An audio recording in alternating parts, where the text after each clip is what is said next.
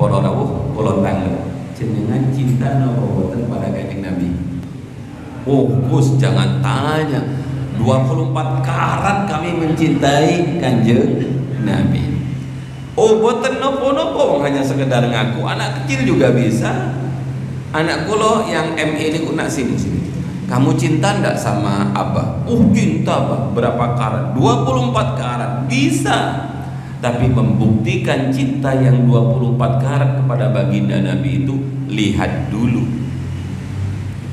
Para rawuh ingkang sanget kula muliaken. Paling tidak kula pengen cerita satu saja. Nopo kula kali panjenengan saged ngikuti Kanjeng Nabi. Begitu Kanjeng Nabi kapundhut, Sayyidina Abu Bakar niku langsung mendatangi putrinya Sayyidah Aisyah, istri baginda Nabi. Kemudian Sayyidina Abu Bakar tanglet ngeten, "Nak, kamu lama kumpul dengan suamimu Kanjeng Nabi, dan kamu juga paham tentang kebiasaannya Abah. Tolong sampean pikir apa yang Abah lakukan. Sampean ingat-ingat apa yang dilakukan oleh suamimu. Adakah sunnah yang dilakukan oleh suamimu yang belum saya lakukan?"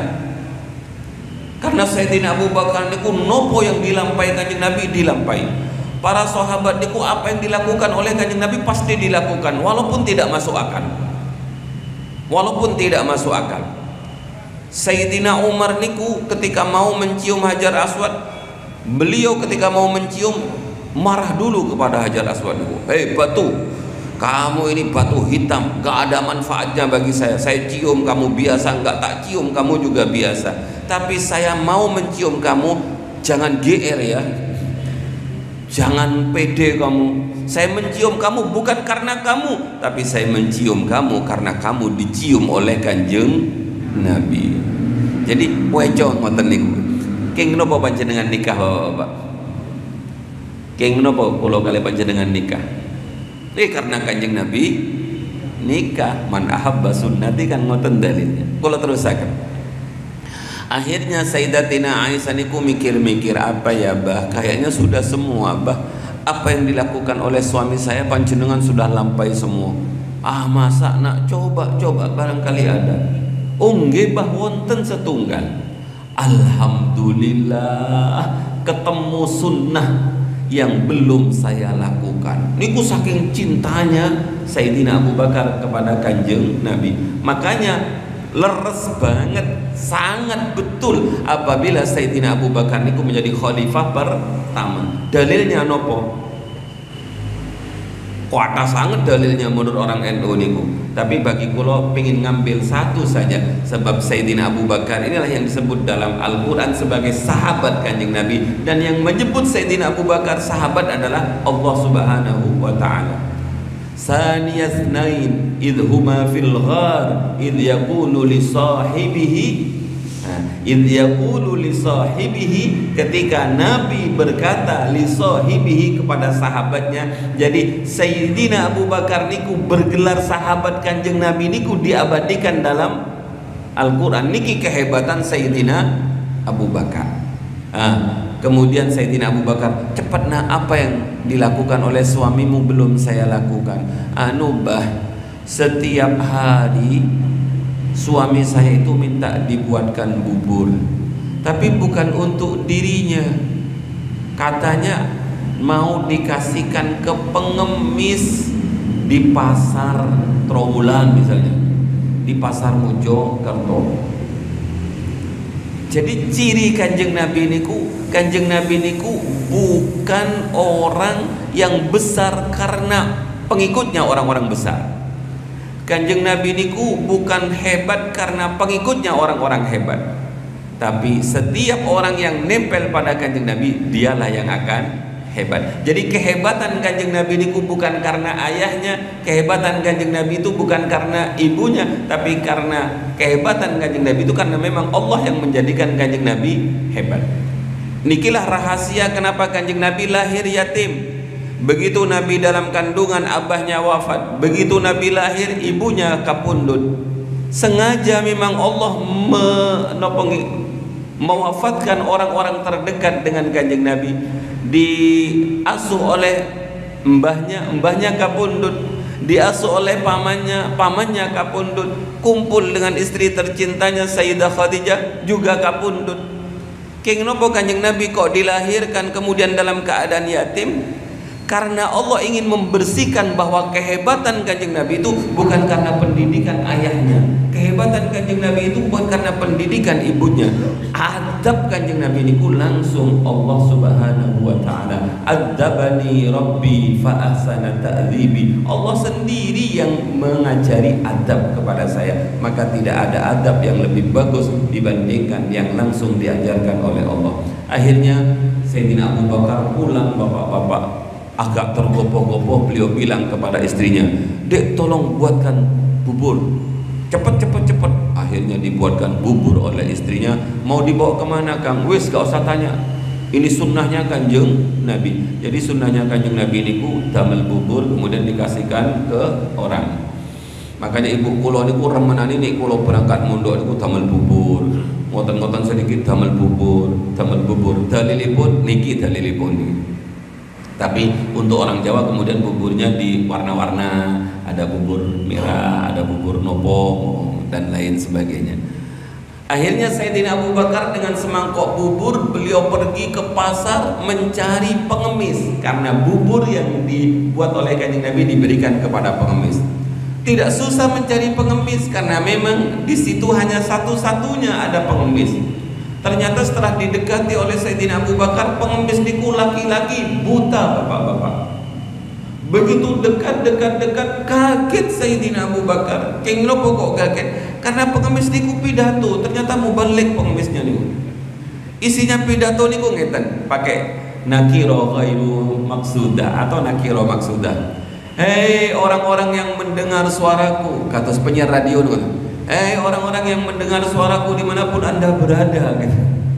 Hei orang-orang yang lewat yang mendengar suaraku, tolong dengarkan nasihat hebat dari saya yang buta ini. Saya memberi nasihat kepada kalian, jangan sekali-kali kalian mendekat kepada orang yang bernama Muhammad, sebab dia adalah penyihir hebat.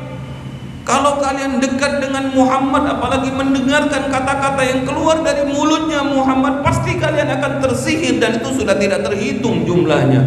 Berapa banyak orang yang meninggalkan ayahnya gara-gara Muhammad, berapa banyak orang yang meninggalkan agama nenek moyangnya karena Muhammad. Maka saya minta kalian jangan dekat-dekat dengan Muhammad. Kira-kira nik kula kali panjenengan dados Abu Bakar, bubur niki disukaaken napa dilemparkan? Kinten-kinten disukakan nopo balik, nopo tendang mawon. Kulo pernah ngalami ngoten niku, Abah kulo Romo Yai Jamal niku banyak orang yang gak suka ngeten. Wonten ingkang sampai ngomong ngeten. Kulo matur teng Abah, "Mbah izin apa nak kulo parani iki." Oh Madura iki. Jadi kalau kulo yang dihina boten napa-napa, tapi kalau guru kulo yang dihina kita tidak akan terima. Sama seperti Sayyidina Abu Bakar, dia nggak terima Nabi digitukan. Tapi kemudian ketika Sayyidina Abu Bakar mundur tidak ingin memberikan bubur itu, dia teringatlah, kalau saya mundur kan nggak dapat sunnah saya. Akhirnya terpaksa Sayyidina Abu Bakar ngasih bubur itu, kemudian nyoh bubur. Ya kayak biasanya cak. Gimana biasanya? Nggih dulangan. Oh ini yang manja banget nih, dulangan. Karena pingin ngikuti sunnahnya Kanjeng Nabi, walaupun hatinya dongkol, ditulang kali Sayyidina Abu Bakar. Tapi saat sendoknya niku nempel kepada bibirnya sang pengemis buta niku dikipat. Nopo dikipat niku nggih bahasa Indonesia yang bagus. Dikipataken gitu. Pat ngono. Sayyidina Abu Bakar kaget, lah kok ngipat sampai. Pengemis niku langsung berkata, "Kamu pasti bukan orang yang kemarin." "Dari mana kamu tahu saya bukan orang kemarin?" "Mau sampean buta nggak tahu itu?" "Pasti saya tahu. Satu cirinya, bubur yang kamu tulang pada saya itu panas, kasar.